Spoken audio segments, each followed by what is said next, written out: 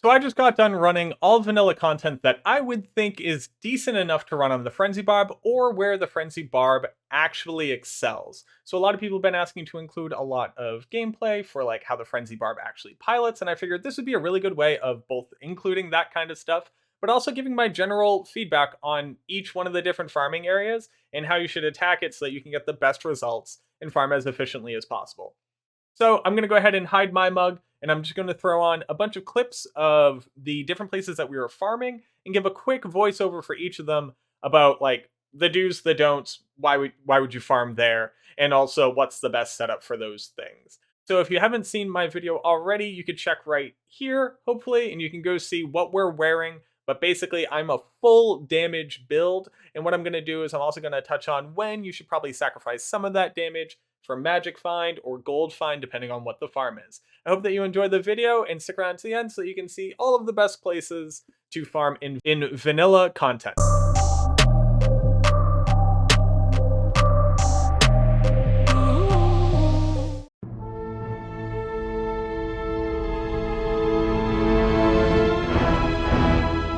So the first place that people are going to start farming is probably Hell Cows, and the first thing that I would say is that this is going to be an Act 1 Merc place. So when I say Act 1 Mercenary, I'm talking about a Vigor Mercenary with a Witch Wild to be able to apply amplified damage, and a lot of survivability so that she doesn't die.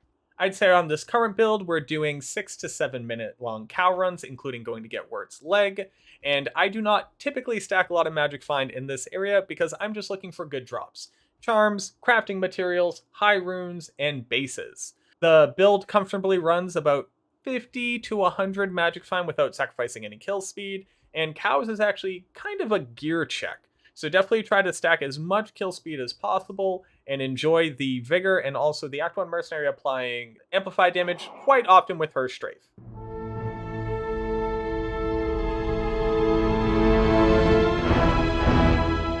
The pit is someplace where, again, we're going for kill speed. Now, keep in mind, on the Frenzy Barbarian, unless you're using a lot of time to kill something, I actually don't stop to use find item. And the pit is no exception. We are zooming through here, killing everything as fast as possible, enjoying the player 5 drop rate. Magic Find also doesn't affect the sparkly chest at the end, so keep that in mind. We are just looking to kill to get those random one-off Super GG drops.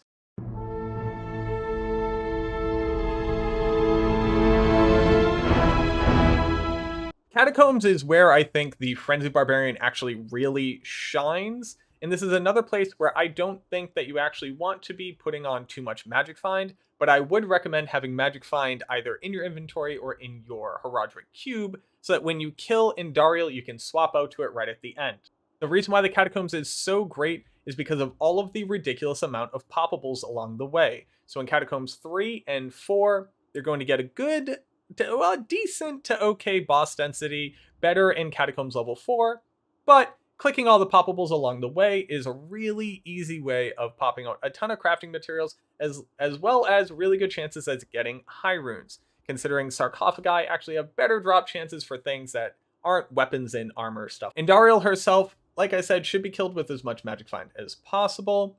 Here, your mercenary might die if she doesn't have enough survivability, so try to turn Andariel away from her. You can only do so much, though, and try to bring her down as fast as possible.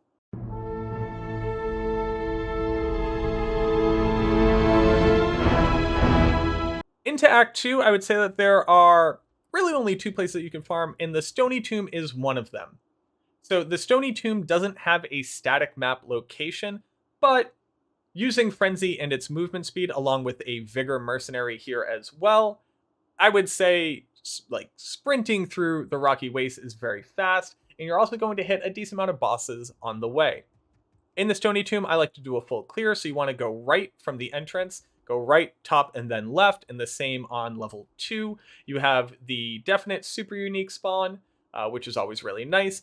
And as a quick little fun fact here, the speed of the skill that you have on your left click actually determines how fast you kick baskets and urns. So once you have your full frenzy stacks, if you're actually the kind of person like me who kicks every single urn in the big rooms, you want to go ahead and actually swap over to double swing and just watch the Barbarian boot at Mach speed too. It's absolutely hilarious. But remember that if you're ever popping something, use the fastest attack speed skill that you have, which is double swing.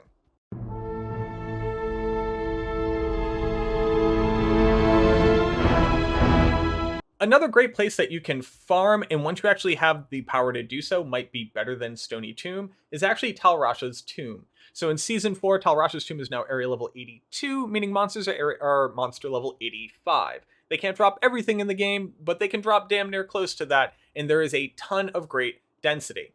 Here we're going to be abusing the player's 5 drop rate as much as possible, so while you would typically just hit boss packs and find item, we're actually just going to 1 to 2 tap everything as we're running by, and whenever you get a chance to actually kill Duriel at the end of one of these tombs, go ahead and throw in your magic find just like in Duriel. For the routing here, you basically just want to run to the left so that you can hit the chest room. You could full clear these areas, but getting the chest with no magic find and getting like a huge drop there, as well as typically getting a huge concentration of boss packs inside of there, is definitely the play. If you find yourself in a super huge tomb, you run to the left and you haven't immediately found Duriel, consider just moving on to the next tomb, considering without teleport, getting to Duriel can sometimes be a huge headache.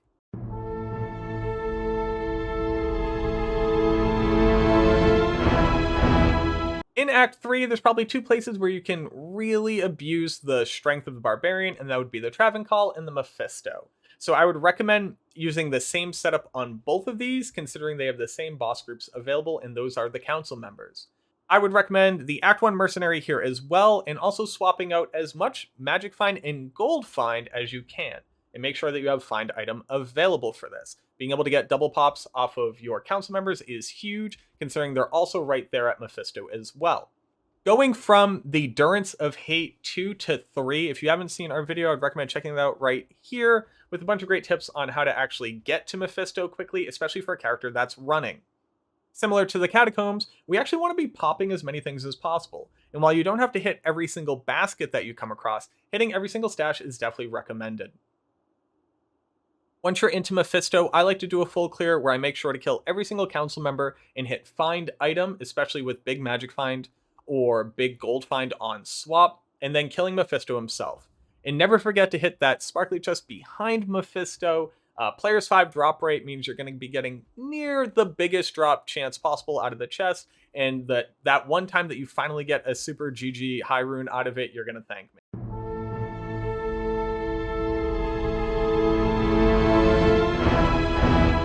Let's just go River of Flame. So rather than full clearing River of Flame, we're actually just going to run over the bridge straight into Chaos Sanctuary. If you're going to be doing this, either have teleport on swap or make sure that you spec into Leap so that you can skip across the middle of the bridges and not waste as much time as possible. For the Chaos Sanctuary, the monster packs that you're going to be fighting, especially on lower gear, are going to take enough time where I would recommend actually using Find Item here as well. You're not going to be one-tapping packs and moving on. You're probably going to be dumping 5 to 10 seconds per pack, especially if your weapons or your resistances are slowing you down at all. Make sure to find item on each seal boss, but keep in mind that they actually can't drop every single item in the game, whereas the other boss and champ packs in here can. For Diablo, kill speed is the most important thing. I would say that 1 to 200 Magic Find is more than good enough, and keep in mind that both his Essence and the Prime Evil Souls actually sell for a decent amount, because as people get further into the ladder, they're going to want to be doing A, declone content, and B, rolling tokens of absolution so that they can respec their characters.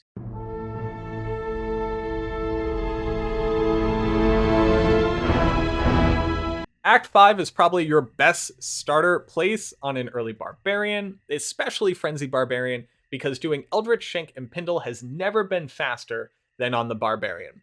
Go straight from Waypoint up to Eldritch, make sure to find item on his body as well. Here, I would actually be using an Act 5 Mercenary. You're going to be running at full speed, and most of it is through town, so Vigor isn't the most important. I'd rather have that additional tank and also the additional damage just to quickly rip through the packs.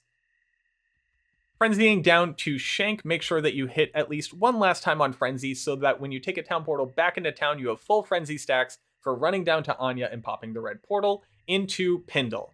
Also find item on Pindle as well, and I hope that he delivers onto you everything that you could possibly want.